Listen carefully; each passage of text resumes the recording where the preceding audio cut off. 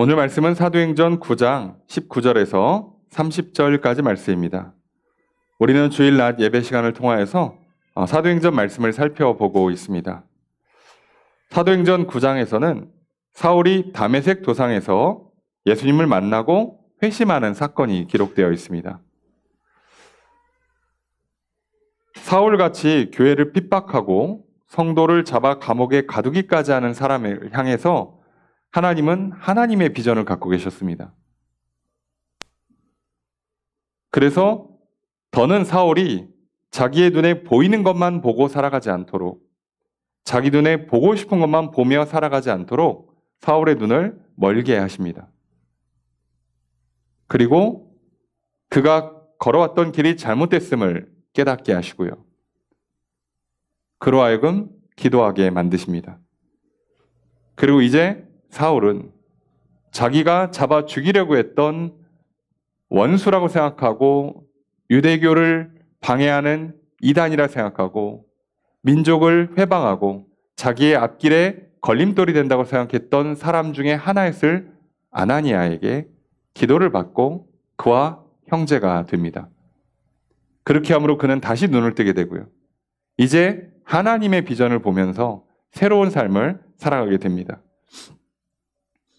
그럼 이제 사울이 눈도 떴고 다시 몸도 강건하게 됐고, 그럼 이제 예수도 믿었고 성령도 받았고, 그리고 비전도 알고 사명도 알게 되었으니 이제 사울의 인생길은 말 그대로 무슨 동화 속 이야기처럼 열심히 주의 일을 잘하고 오래오래 행복하게 잘 살았더라, 이렇게 끝날 것 같아요. 우리는 보통 그런 결말을 기대합니다. 예수 믿으면 늘 마음이 평안하고 늘 만사 형통하고 오래오래 행복하게 잘 살았더라라고 결론이 나기를 원해요. 우리의 생각은 그렇죠. 그런데 그런 이야기는 말 그대로 동화입니다. 성경은 동화 속 이야기가 아니에요. 성경은 현실의 이야기를 담습니다. 현실을 살아갔던 성도들의 이야기를 담아놓은 기록이에요. 우리가 하늘나라를 바라보고 우리가 하나님의 나라를 내 안에, 그리고 우리 교회 안에 지어가면서 하늘나라 천국을 맛보면서 살지만 우리의 두 발은 이 땅에 굳건히 디뎌야 합니다. 그렇다면 과연 이렇게 살아가는 삶의 여러 인물들이 성경에 등장하는데 오늘 우리는 특별히 사울을 보려고 그래요. 극적으로 자기의 길이 잘못됐음을 깨닫고 돌이켜 회개한 사람, 새롭게 눈을 뜬 사람, 사명을 발견한 사람, 이 사람의 인생은 어떻게 펼쳐질까? 그리고 그 사람의 인생을 통해서 과연 우리가 예수를 믿고 성령 충만한 우리들의 삶도 과연 어떻게 살아가게 될지를 엿볼 수 있게 됩니다. 오늘 우리는 이 말씀을 통해서 하나님을 믿는 사람의 삶이 과연 어떠한 삶인가? 성령 충만한 사람의 삶이 과연 어떠한 삶일까? 우리 말씀을 통해 살펴보려고 합니다. 그리고 오늘 내게도 예수를 믿고 바로 이런 삶을 살라 하시고 성령 충만 받아서 이런 삶을 살라 하시는 하나님의 말씀으로 듣기를 소망합니다. 오늘 이 말씀을 통해 오늘 내게 주신 말씀으로 듣고 믿고 순종하며 나아가는 저 여러분 되시길 바랍니다. 오늘 그렇게 나아가는 우리들의 예배를 기뻐하다 주시고 하나님께서 넘치도록 은혜를 베풀어 주실 것입니다. 이 시간 가운데 주님의 크신 은혜가 함께 있기를 주의 이름으로 축복합니다. 그럼 과연 어떤 일들이 일어나는가 말씀을 좀 살펴보도록 하겠습니다. 19절에 이제 하반절에 보면 사울이 다메섹에 있는 제자들과 함께 며칠 있을세라고 돼 있어요. 사울은 눈을 떴고 이제 강건해졌고 아나니아를 통해서 이제 다메섹에 있는 그리스도인들, 다메섹에 있는 성도들과 교제하기 시작했습니다. 지난번에도 말씀드린 것처럼 아나니아 없이 사울 혼자 예수 만나고 사울 혼자 눈 멀었다가 사울 혼자 눈을 떠버리면 사울이 다른 믿음의 형제들과 교제할 수가 없어요. 아무도 그를 믿어주지 않습니다. 아니 불과 한 3일 전까지 잡으러 왔던 사람 아닙니까?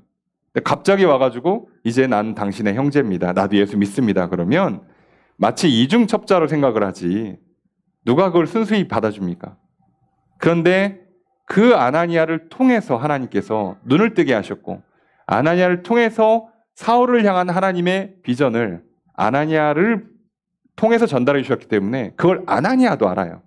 그러니까 아나니아가 옆에서 중재를 할 수가 있죠. 보증을 서줍니다. 그래서 사울은 아주 굉장히 극적으로 말 그대로 3일이란 시간 만에 원수였던 사람들과 이제 한 형제자매가 돼서 교제를 해요. 그래서 함께 며칠을 있어요. 여기서 며칠이라고 그러면 정확히 얼마냐 모르죠. 대충 학자들이 연대기를 연구해 보면 이 기간은 몇 달 정도로 추정을 해요. 그러면 이제 다메섹에서 사울이 변하여 새 사람 됐고 형제들과 교제하면서 몇 개월 있는 동안에 어떻게 하냐? 20절 함께 읽습니다. 시작.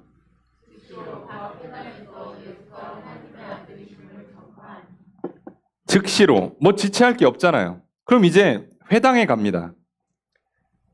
유대인들은 이미 흩어져 살고 있었고 각 지역의 큰 도시들은 회당, 그들이 모이는 일종의 커뮤니티 같은 장소가 있었어요. 그곳에서 모여서 예배를 드리고 합니다. 이 회당의 숫자가 꽤 되는 걸로 파악되고요. 다메섹도 최소 한 20개 이상 있을 거로 추정을 하죠.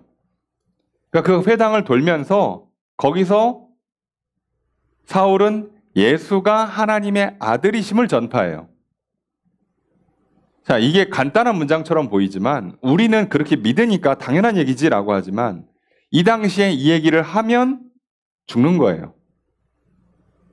사울도 그리스도인들이 예수가 하나님의 아들입니다라고 얘기했다가 지금 죽이려고 잡으려고 했던 거잖아요.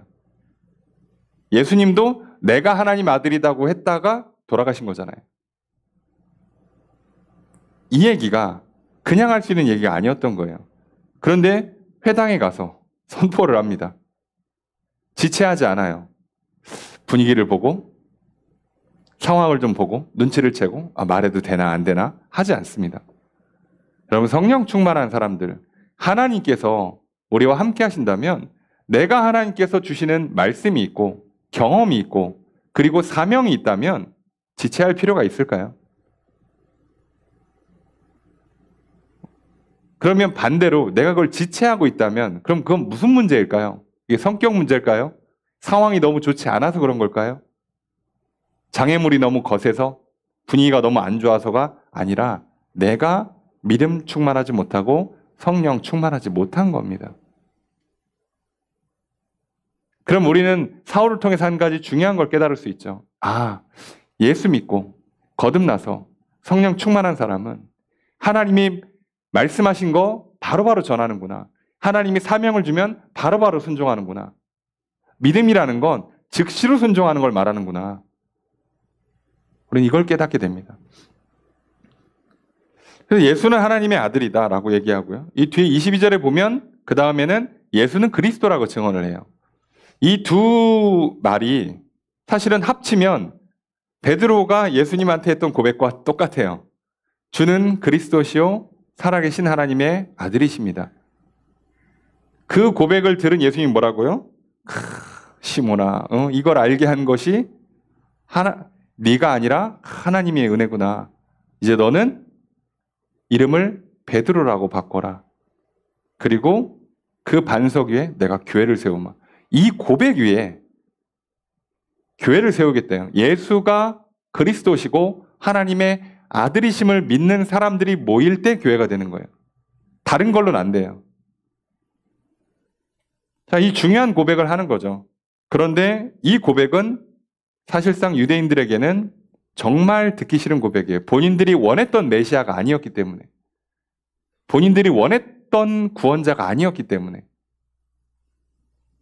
그리고 심지어 예수님이 오셔서 어떡합니까? 그 당시에 제사장들, 서기관들, 공회원들, 그 당시에 리더들, 권력자들을 향해서 예수님은 비판하셨어요. 그리고 예수님 말씀대로 하면 본인들의 권력 기반이, 부의 기반이 다 깨집니다. 그래서 싫어했죠. 여러분, 우리도요, 하나님 말씀 듣고도 왜 순종하지 않는다고요? 믿음 충만, 성령 충만하지 못하다고 그랬죠. 그 얘기가 무슨 얘기예요? 머릿속에서 계산기를 두드려 봅니다. 이 말씀대로 하면 나한테 이득이 될까? 아, 이거 별론데? 야, 이렇게 하면 내가 시간을 좀 손해보겠는데? 이렇게 하면 내가 돈을 좀 손해보겠는데? 계산기를 두드려봐요. 그럼 계산기 두드려서 예수 믿는 게 이득이다, 신앙생활하는 게 이득이라는 결론 나오기 쉽지 않습니다. 그렇게는 웬만해서 안 나올 겁니다. 그러니까 결국은 이 고백은요, 맞는 고백이고 예수를 만나고 믿은 사람들의 당연한 고백임에도 불구하고 세상에선 이 고백을 환영할 수가 없는 고백이 돼버려요. 그러니 우리가 예수 믿고 세상 사람들이 나를 좋게 봐준다라고 생각하는 것 자체가 무리입니다. 우리가 착하고 선한 일들을 많이 하고 구제하고 봉사를 많이 하면 세상 사람들이 우리를 좋게 봐주고 칭찬 많이 해줄 수도 있지만 역시나 우리를 싫어하고 반대하는 사람들이 더 많습니다. 당연한 거예요. 자, 그러면 이렇게 전파했으니까 이야, 사울이 변했어? 사울이 그렇게 얘기하니까 맞는 얘기지? 라고 할 것 같지만 현실은 그렇지 않다고 말씀드렸죠. 21절에 보니까 듣는 사람들이 다 놀랍니다. 당연히 놀라죠. 아니, 이 사람 왜 갑자기 딴소리를 하지? 그러니까 이해를 못해요. 그래서 이 놀라다라고 번역된 단어가 그 엑시스테미라고 되어 있는데요. 자, 이거는 어디서 많이 들어본 단어죠. 엑시스테미, 그죠? 엑스타시 또는 하고 다는 단어의 어원에 해당합니다. 이거 보통 우리가 뭐라고 번역해요? 미치다, 황홀경에 들어가다예요. 약간 마약 이름도 있죠. 그러니까 이게 제정신이 아니라고 생각하는 거예요. 미쳤나 쟤? 약 잘못 먹었나? 우리 이렇게 반응한다는 거예요.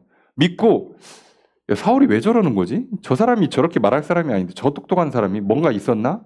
들어보는 게 아니라 그냥 듣자마자 아니 저거 미쳤네. 오늘 아침에 뭐 잘못 먹었나 보다. 이렇게 생각한다는 거예요.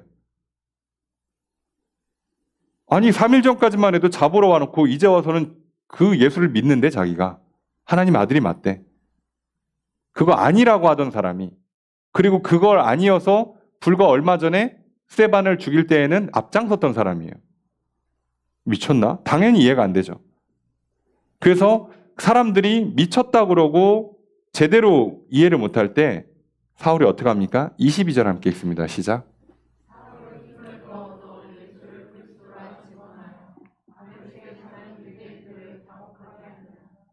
자, 이게 중요한 거예요. 사람들은 이해가 안 되니까 미쳤다라고 하죠. 근데 사울은 어떻게 합니까?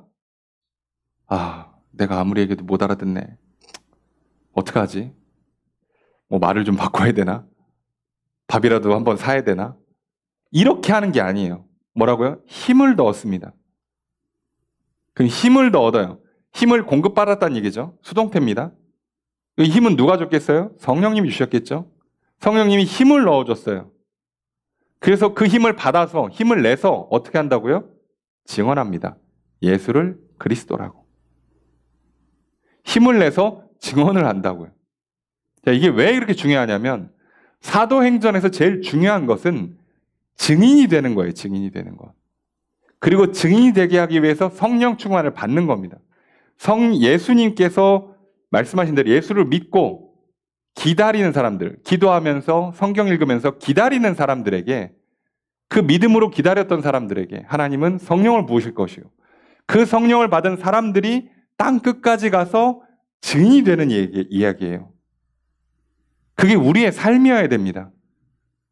이 땅에서 그저 직장 생활하면서 또는 사업을 하면서 먹고 마시고 살다가 죽으면 뭐가 있어요, 우리 인생에?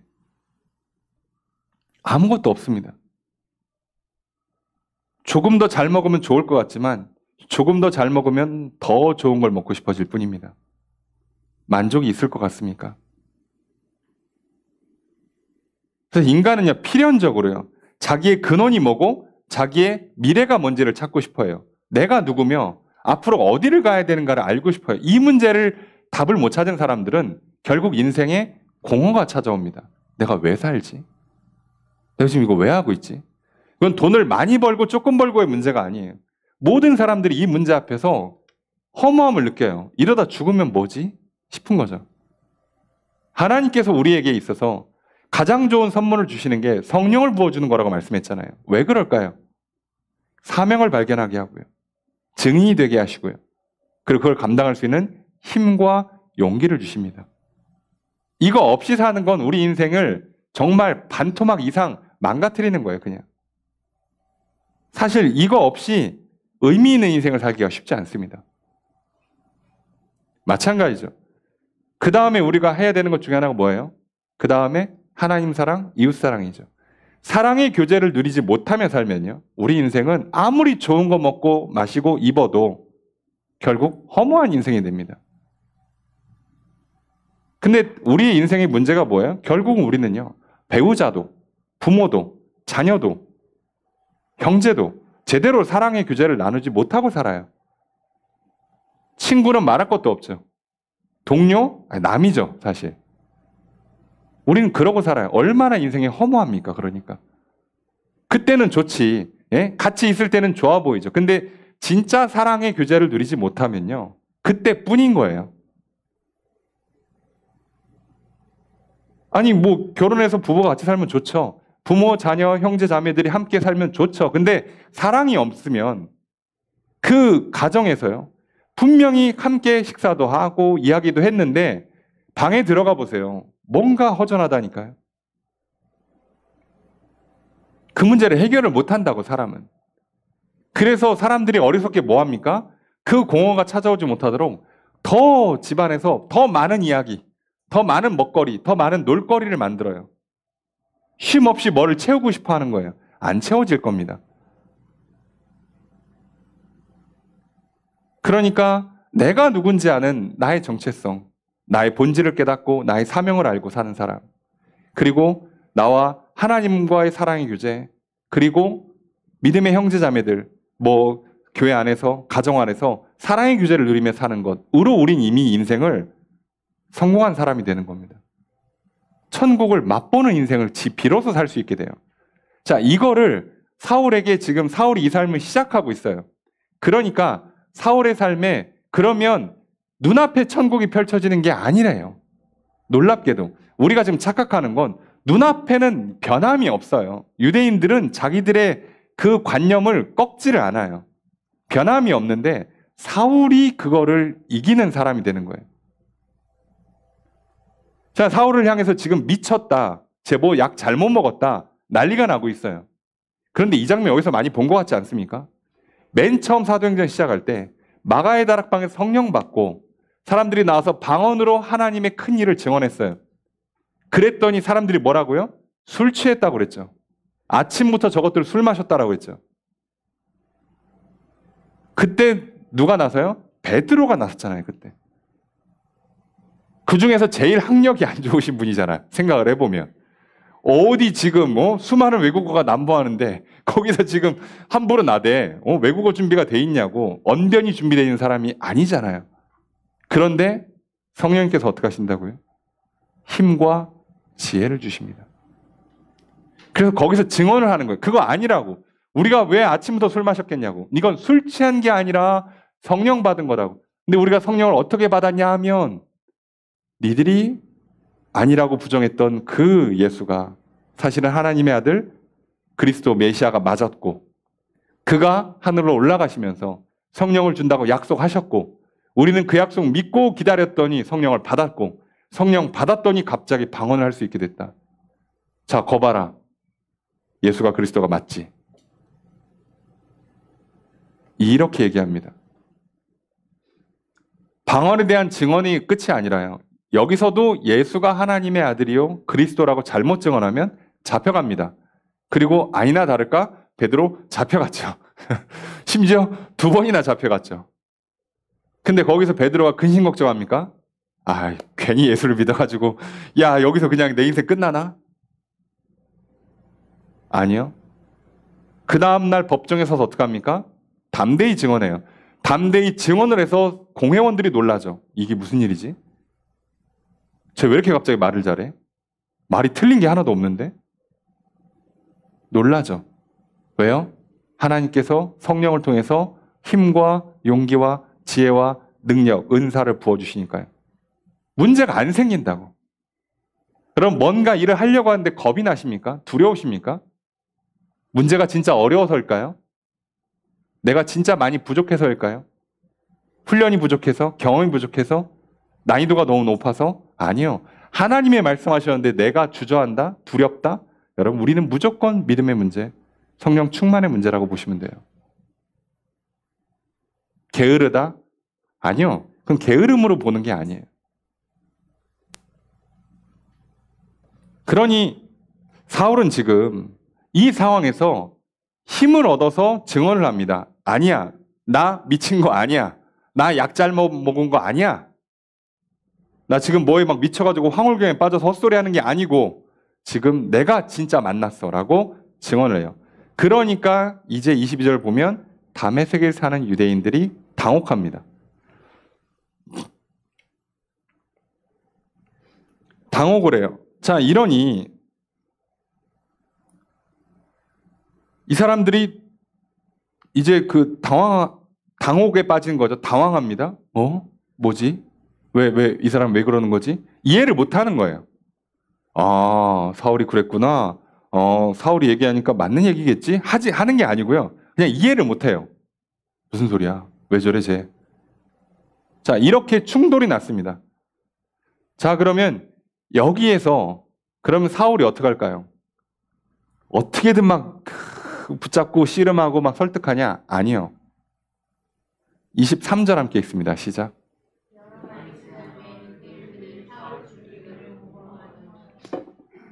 성경은 너무 많이 생략되어 있어서 사실 이런 부분에서 여러분들이 좀 잘 읽으셔야 돼요. 여러 날이 지나매 며칠 지났을까요? 자, 예. 앞에는 19절에 며칠 있다고 그랬잖아요. 그거 몇 개월이라고 그랬죠. 여기서 여러 날 지났다고 그랬죠. 이거 최소 3년입니다. 이게 왜 최소 3년이라고 보냐면 사울이 자기가 지난 날에 대한 자기 증언이 있어요. 그게 갈라디아서 1장 17절에 보면 내가 다메섹을 떠나서 아라비아 광야에서 3년간 공부를 했다 이렇게 얘기합니다. 스스로. 그러니까 그때는 언제예요? 요때예요. 사도행전으로 보면. 이때밖에 없어요. 그리고 나서는 다시 예루살렘을 갔기 때문에 기간이 여기밖에 없어요. 이 여러 날이 최소 3년입니다. 그럼 사울은 어떻게 했어요? 내가 아무리 얘기해도 지금 사람들이 날 미쳤다 그러고 내가 하는 말에 그냥 놀라기만 하고 어이없어하고 못 받아들이니까 뭐를 하는 거예요? 시간이 필요해요. 진짜라는 걸 증명할 시간이 필요합니다. 우리도 그렇죠. 아유, 쟤 잠깐 저러다 마는 거예요. 왜 또 뭐에 혹해가지고 그런가 보지. 그럴 수 있기 때문에 우리가 진심을 증명하려면 시간이 좀 필요하죠. 그죠? 여러분 같아도 갑자기 얘가 한 번도 안 하던 거를 갑자기 저 하고 싶어요. 그러면 옳다구나 그러고 막 해라 그러고 보내줍니까? 얘 미쳤나? 왜 그러지? 너 진짜야? 진짜야? 확인을 몇 번 해야 되잖아요. 자, 사울도 그걸 알아요. 어차피 이 사람들이 지금 얘기하는 건 못 알아들어. 아, 얘 지금 뭐 약 잘못 먹었나 봐. 미쳤나 봐. 그러고 안 들을 거 아니까. 지금 얘기해봐야 소용없어. 어떻게 합니까? 시간을 들여서 공부하러 갑니다. 어차피 자기도 좀 정리를 해야 돼, 지금. 예. 일종의 신학교처럼 시간을 써요. 물론 아라비아에 신학교가 있는 건 아니고 신학교처럼 시간을 씁니다. 이미 구약에 능통했던 사람이에요. 이제 이걸 맞춥니다. 예수님이 메시아라면 그럼 이제 그걸 정리하기 시작하죠. 여기서 사울의 기본적인 신학적인 실력이 다 만들어지는 거예요. 3년이라는 시간 동안. 근데 그럼 우리는 또 생각해 보잖아요. 왜 3년이지? 기왕 하는 거 4년 해도 되고 7년 해도 되고 빡세게 해가지고 한 10년 해도 좋을 텐데 왜 3년 하지? 이것도 이유가 있어요. 뒤에 나옵니다. 왜 3년 만에 끝냈을까? 천재라서 똑똑하니까 금방 끝내냐? 아니 그럼 1년 만에 끝내야지. 왜 3년일까? 이 3년이라는 시간에 몇 가지 일이 좀 발생해요. 자, 그 일 중에 하나가 아라비아에서도 복음을 전했겠죠. 예, 그리고 거기서도 핍박을 받습니다. 그래서 사실상 도망치는 거예요. 피난을 온 겁니다. 더 못 있는 거예요, 거기에서. 그게 좀 이따 하고. 그래서 돌아왔어, 3년 뒤에. 돌아와서 또 똑같이 했겠죠. 회당에 가서. 그랬더니 이제는 사람들이 확실히 알지. 아, 사울은 예수를 믿기로 했구나. 사울은 이제 예수가 하나님의 아들이라고, 그리스도라고 믿는구나. 그럼 우리 입장에서는 죽일 놈이죠. 그래서 유대인들이 사울 죽이기를 공모합니다. 저건 죽여야겠다 이렇게 된 거예요.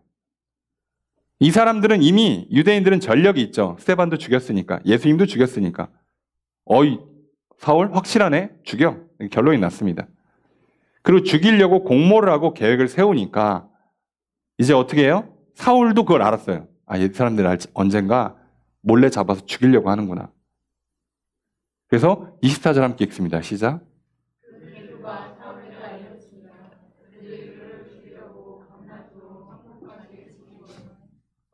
이 장면이 좀 특이한 장면이에요. 왜냐하면 아니, 유대인들이 자기네 나라도 아니야, 사실. 그죠? 다메섹은 이스라엘 지경을 넘어갔기 때문에 자기들도 외국인이에요, 거기서. 근데 어떻게 성문을 지키냐고 생각을 해보면. 그죠? 뭔데 이 사람들이 성문을 지키고 있다가 저기 그 사울 오면 잡아? 자, 그러니까 여기서 이미 우리는 몇 가지를 알 수 있어요. 아라비아에서 여기도 이제 이 지역을 다스리는 사람이 이제 좀 뭔가 좀 특이한데요.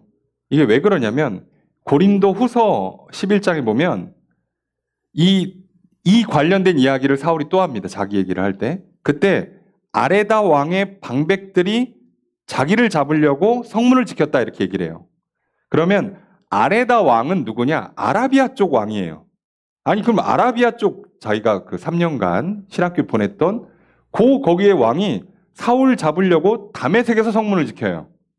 이건 또 무슨 얘기야? 뭐가 좀 일이 복잡하지만 그냥 우리는 뭐 간단하게만 이해하면 사울 아라비아에 있을 때 신학적으로 좀 훈련도 하고 거기서 복음을 전했는데 거기에 있던 왕이 이거 마음에 안 드네? 그래서 죽여야겠다라고 해서 사울도 더 이상 못 버티고 도망왔어요. 도망왔는데 여기서 복음을 전하니까 유대인들이 얘 죽여야겠다라고 하니까 죽여야겠다는 유대인들은 본인들이 외국이니까 여기서 사고 칠 수 없단 말이에요. 내가 직접 죽이면 살인자예요. 그러니까 어떡합니까?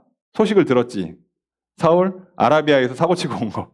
그래서 거기 왕한테 부탁을 해요. 그런데 하필이면 그 왕들이 다메섹과 교류가 있던 걸로 파악이 돼요.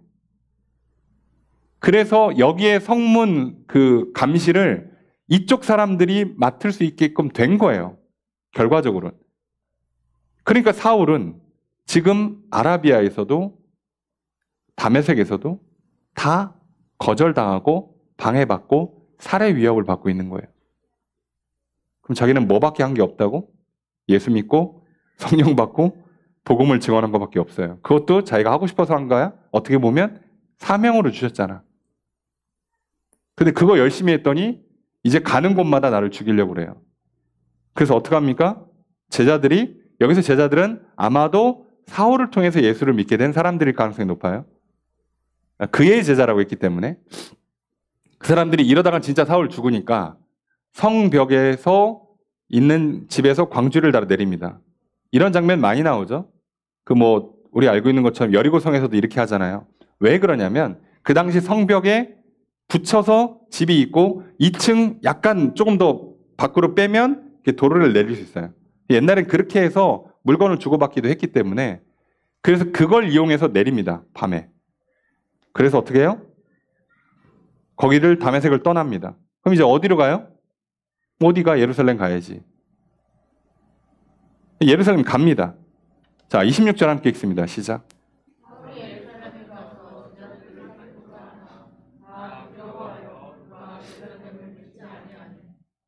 예루살렘 갔어요. 그러니까 제자들과 사귀려고 합니다. 예, 사귀려고 한다고 돼 있는데 성경 원문을 보면 사귀려고 시도했다예요. 시도했다. 그것도 미완료예요. 반복형입니다. 그러니까 친밀한 교제를 나누려고 여러 번 시도를 했는데 거절당하는 거예요. 누가 믿어줘? 갑자기 3년 만에 와가지고 저희 이제 예수 믿기로 했습니다. 그러면 누가 믿어줘요? 분명히 잡아 죽이던 사람인데 과거 전력이 있잖아. 자, 얼마나 힘들었겠어요. 그럼 이제 어떻게 해? 사역을 어떻게 하냐고. 만약에 사울이 나쁜만 먹으면요, 혼자 가서 복음 전하고 자기 믿는 사람들이랑 같이 하면 그냥 새로운 파가 만들어져요. 자, 이러면 이단되기 십상입니다. 그러니까 사울도 그렇게 하면 안 된다는 거 알아요. 근데 예루살렘에 있는 제자들은 안 받아줘요. 그럼 어떻게 하냐고. 근데 이때 누가 합니까? 바나바가 나오죠. 27절 함께 읽습니다. 시작.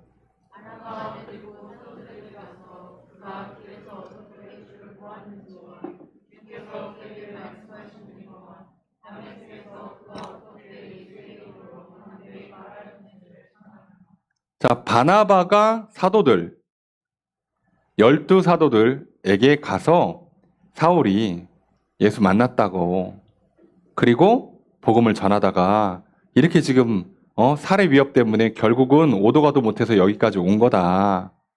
그거를 내가 바나바 입장에서는 아나니아 통해서 확인해봤다. 이거죠. 다메섹에 있는 성도들한테 물어보니까 맞더라. 근데 우리 그럼 이 사람 형제로 받아야 되지 않겠냐. 그것도 시간이 벌써 이렇게 오랜 시간, 다 따지면 3년이 뭐야. 4년, 5년 가까이 흘렀을 텐데 그 시간 동안에 변함없이 이렇게 목숨 걸고 복음을 전하는데 맞지 않냐 이거면 받아줘야지. 라고 사도들에게 소개를 시켜주고 검증을 받게 해요. 그래서 28절에 보면 사울이 제자들과 함께 있습니다. 이제 들어왔어. 사울 인생에 지금 쉬운 게 하나도 없어요. 그 어느 것 하나 스무스하게 펼쳐지지 않아요. 만사 형통이라는 단어가 우리가 잘 생각해봐요. 결론적으로 형통이지 과정 자체가 스무스하지 않습니다. 자, 예루살렘 출입을 시작해요. 그럼 이제 뭐 해야 돼? 전해야죠.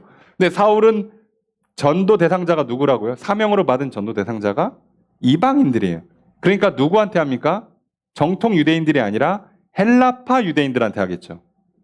그죠? 외국에 살다가 온 사람들 또는 잠깐 방문한 사람들 아니면 뭐 2세, 3세들, 교포들 이 모이는 회당에 가서 복음을 전해요. 29절 읽습니다. 시작.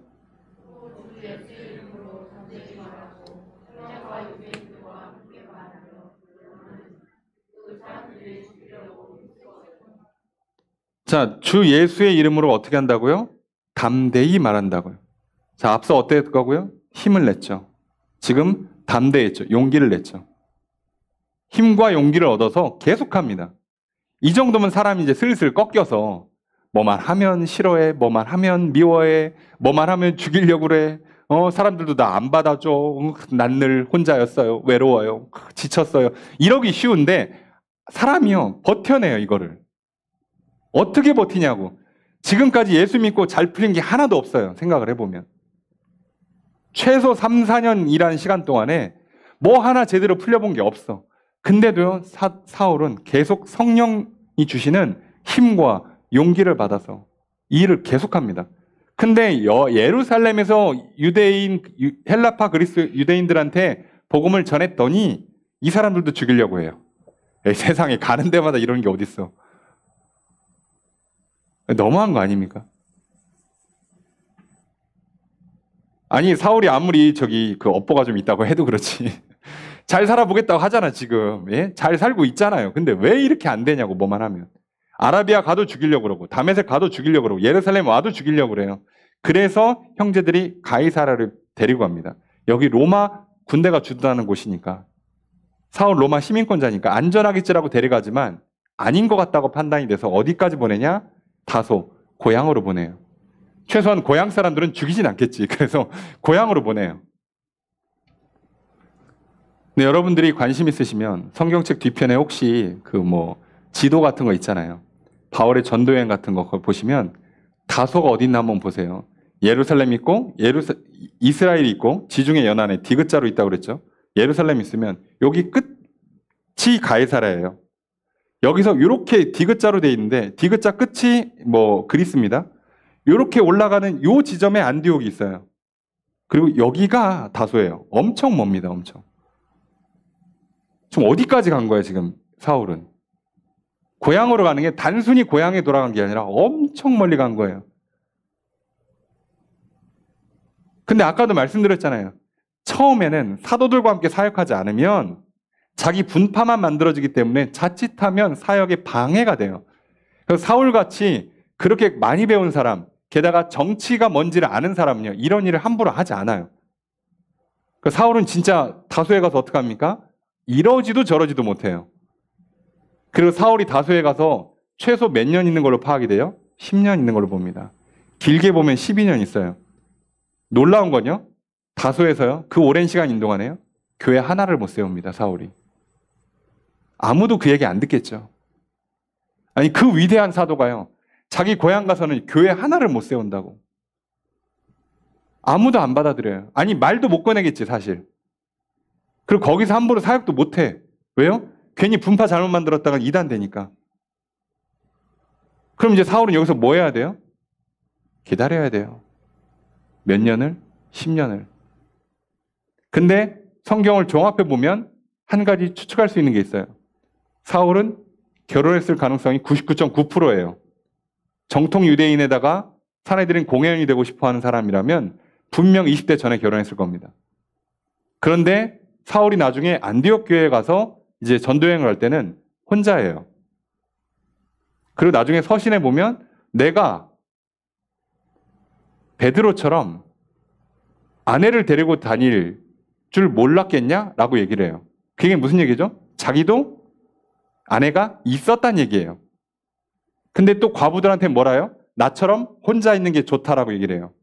그럼 무슨 일이 있는 거예요? 그 사이에 사별을 했죠. 근데 언제 사별을 했을까요? 제일 높은 확률이 다소에 가 있는 동안에 사별했을 거예요. 여러분, 우리 이 정도 인생의 시련을 만나잖아요. 그러면요, 다 때려칩니다, 진짜. 여러분, 이렇게 말해서 그렇지만 여러분, 저 같아도 이 정도면 예수를 믿을까를 고민하기 시작할 거예요. 아니, 도대체 예수 믿고 한 15년 넘는 시간 동안에 뭐가 된 거야, 뭐가 도대체. 가는 데마다 싫어해, 죽이려고 그러해, 도망쳐. 아무도 나 안 받아줘, 잘. 겨우 받아줬는데 거기서도 안 돼. 그리고 고향 왔더니 아무도 또 나를. 그리고 고향 왔으니 이 사람은 뭐가 된 거야? 낙오자, 실패자, 루저가 됐죠. 쟤 왜 저런데? 아니, 유학까지 갔다 오더니, 아니, 그 정치인 한다고 하지 않았어? 왜 저러고 있는 거예요? 아니, 예수를 믿으면 어떻게 해? 저거 이단 아니었어? 별소리 다 나오겠죠. 아무것도 못합니다. 게다가 거기서 사별까지 해요. 여러분, 진짜 그 우울증 안 걸리고 암 안 걸리면 다행이야, 이 정도면. 그런데요, 나중에 바나바가 안디옥에 이제 그 사람들이 교회를 세웠는데 지도자가 없어서 요청할 때 예루살렘 교회에서 바나바를 보내주죠. 바나바가 거기서 1년간 사역하면서 도저히 혼자 못해. 교회가 너무 커. 그래서 누굴 떠올립니까? 다소에 있는 사울이 떠올랐죠. 그래서 사울을 불러요. 여러분, 만약에 한 15년 동안 이런 일만 겪고 고향에 처박혀 있는 사람이 갑자기 한 10년, 12년 뒤에 와서 같이 일합시다 그러면 여러분이 냉큼 기다리고 있었습니다. 일하고 싶어요 할 것 같습니까? 못해요. 아, 제가 무슨 일을 합니까? 저 같은 실패자가. 못합니다. 그런데요, 성경을 보면요, 그 바나바의 부름에 사울이 동역을 하기 시작하고요. 그럼 우리 생각에는 아유, 가서 열심히 시키는 거 잘해야지. 아유, 써주는 게 어디야? 아니요. 1년 만에 안디옥 교회에서 비로소 그리스도인이라는 소리를 듣습니다. 사람들이. 제대로 가르쳐요. 뭔가 지금 그동안 그 15년 동안 누른 것들이 이제 막 폭발하듯이 사역이 되기 시작합니다. 그리고 그렇게 딱 1년 하고 나서 교회에서 이제 됐으니까 저기 선교 나가세요. 이렇게 하죠. 예. 둘이 나가요. 근데 나가 보니까 바나바가 내가 봐도 사울이 리더가 맞아. 리더십을 바꿔버립니다. 전도여행 중에. 그래서 1차, 2차, 3차 전도여행을 하면서 수많은 교회를 세워요. 자, 1차, 2차, 3차 전도여행, 선교여행 기간 다 합치면 10년밖에 안 됩니다. 그 어마어마한 위대한 사역이요, 딱 10년밖에 안 한 거예요. 근데 사울이요, 몇 년을 그냥 밑바닥에서 굴렀다고요? 최소 15년. 잘못 걸리면 한 17년, 18년까지 생각해야 돼요. 최소 15년 동안요, 아무것도 못했습니다.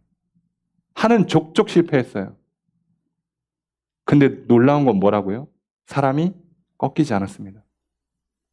좌절하고 절망하지 않았어요. 낙심하지 않습니다. 왜 그럴까요, 도대체 이 사람? 왜요? 이게 성령 충만의 은혜입니다. 계속해서 강하고 담대하게 하신다고요. 힘을 주고 용기를 주신다고요. 여러분, 이게 오늘 우리한테 왜 필요한지 아시겠습니까? 여러분, 예수 믿으면 만사형통하죠. 바울 인생 전체를 놓고 보세요. 만사형통한 인생이 맞아요. 근데 처음 15년이요. 이건 진짜 사람으로서 감당하기 너무 힘든 인생이에요. 근데 버팁니다. 근데 그거 이악 물고 버티잖아요. 정신력으로 버티잖아요. 몸에 병이 생깁니다. 아시죠? 예, 암이 생기든가, 예. 아니면 그 이악 물고 버티느라고 몸에 어딘가 망가진다든가. 그런 경우가 대부분이에요. 아니면 못 버티면 멘탈이 망가지죠. 정신 상태가 무너져요.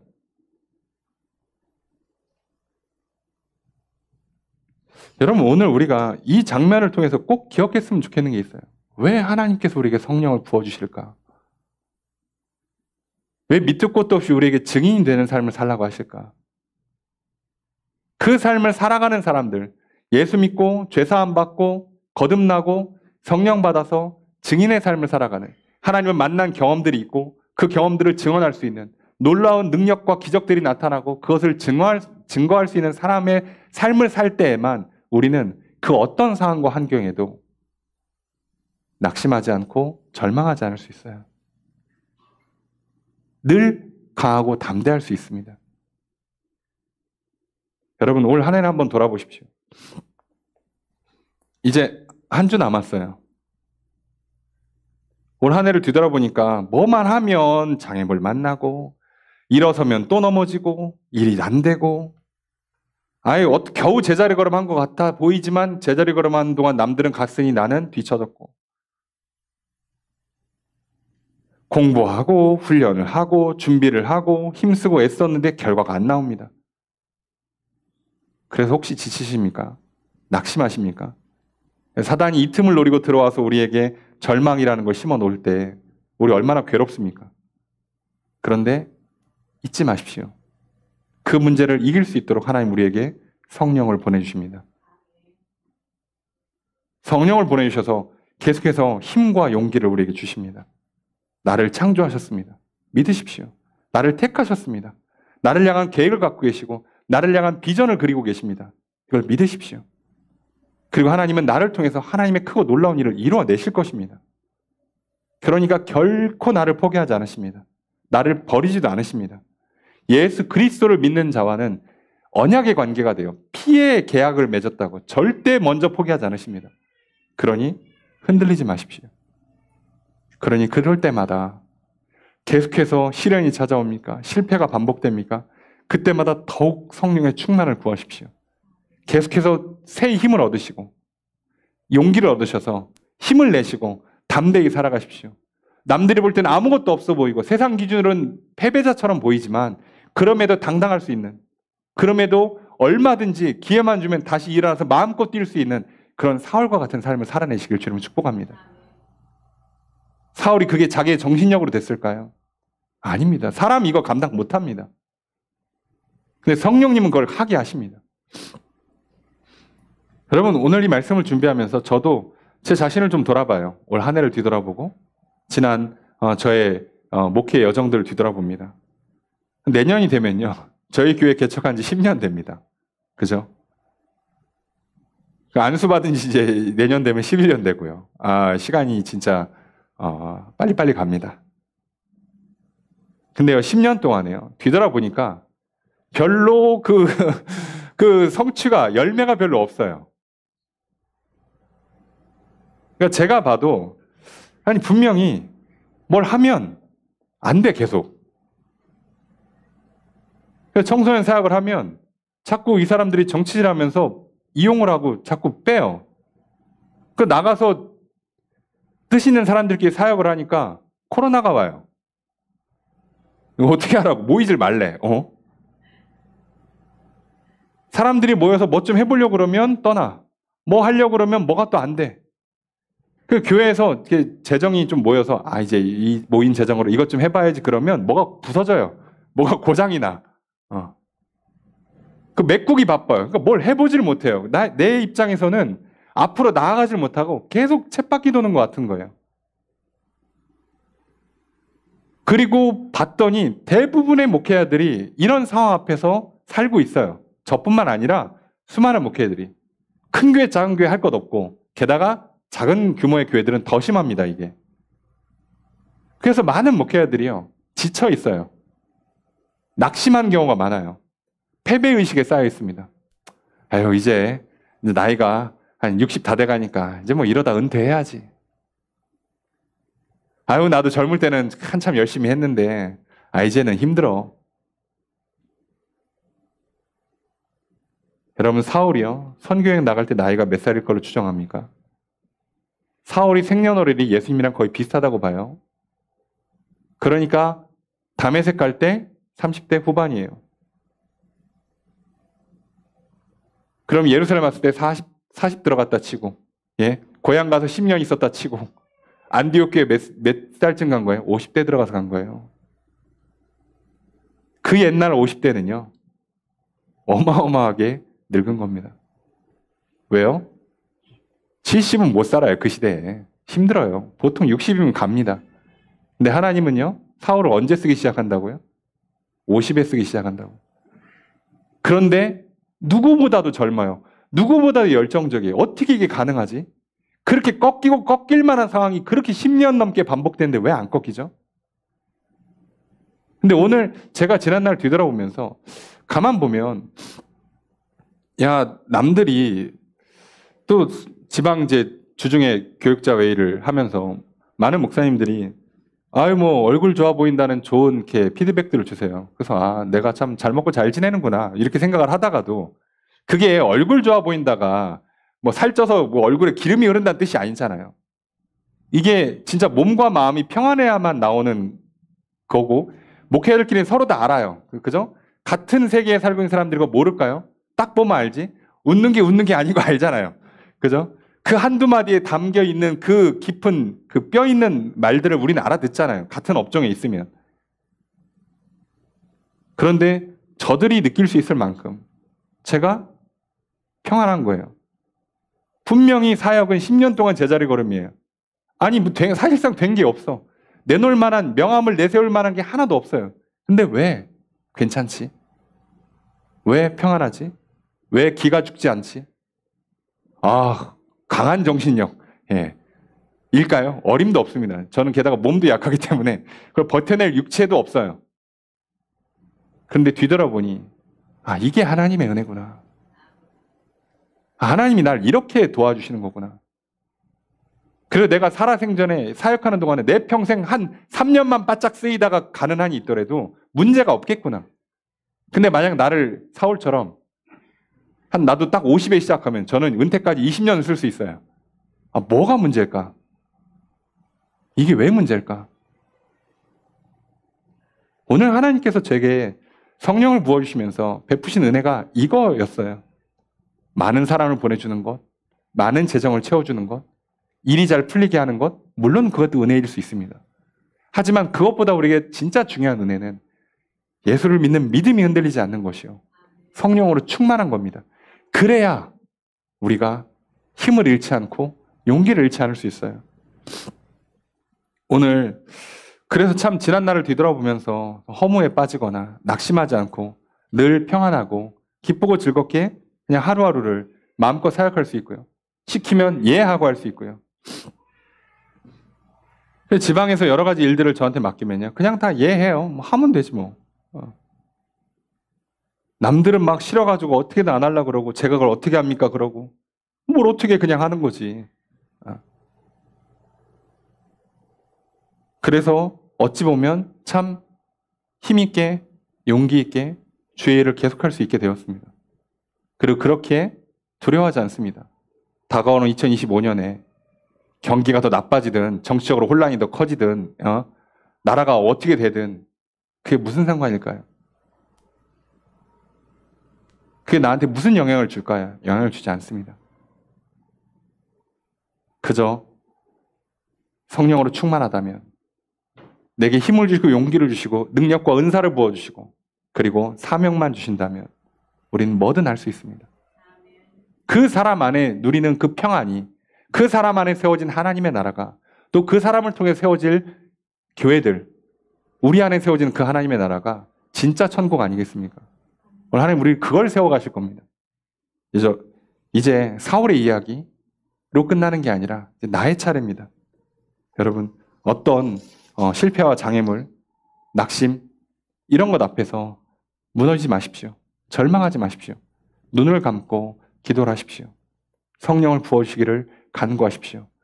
날마다 새 힘을 주시고 용기를 주시기를 기도하십시오. 그래서 끝까지 이 믿음을 놓지 않는 사람들, 기도하는 사람들, 성령 충만한 사람들은요 결코 무너지지 않습니다. 오늘 사도행전 3장 19절에도 베드로가 얘기했죠. 그러므로 너희가 회개하고 돌이켜 너희 죄 없이 함을 받으라. 이같이 하면 새롭게 되는 날이 주 앞으로부터 이를 것이요. 이때 새롭게 되는 날이 뭐라고요? 리프레시라고 그랬잖아요. 날마다 새로워진다고요. 날마다 새 힘을 얻고 날마다 새로운 기분으로 살아갈 수 있게 해주신다고요. 그게 오늘 우리의 은혜입니다.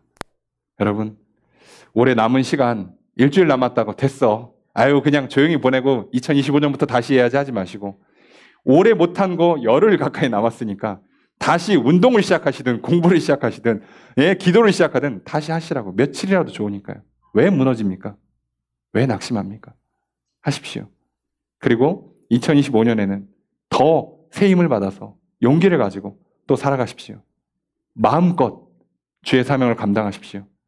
마음껏 예배하시고 기도하시고 전도하시고 봉사하시고 일상에서 가정에서 일터에서 힘내고 용기 내서 놀라운 일들을 이뤄내십시오. 그러면 내 안에도 나를 통해 우리 안에도 하나님 나라가 세워질 것입니다. 늘 오늘 4월의 고백처럼 늘 힘을 더 얻으시기를 담대하시기를 주의 이름으로 축복합니다. 그렇게 하시는 성령의 충만함이 늘 저 여러분들 가운데 함께 있기를 다시 한번 주의 이름으로 축복합니다.